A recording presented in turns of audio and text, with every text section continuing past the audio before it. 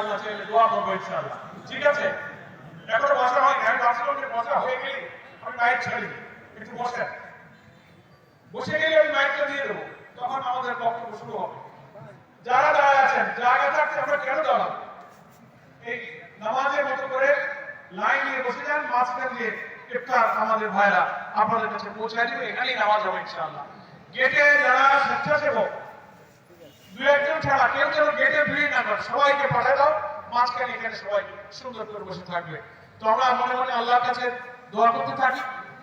দোয়া কবুলের সময় গুনাহ মাফের দিন, নাজাতের শেষ দশক, আমরা ইনশাআল্লাহ দোয়া শরীক হবো। এখানে অনেক হিন্দু ভাইরাও আজকের এই অনুষ্ঠানে এসেছেন, আমার সঙ্গে দেখা করেছেন, অনেকদিন তো দেখা হয় না, তো অনেকের দেখা হওয়ার এই আগ্রহটা, আফসোসটা আল্লাহ তাআলা আজকে পূরণ করে দিলেন, আলহামদুলিল্লাহ। পরবর্তী ঘোষণা দেবেন সম্মানিত উপস্থিতি।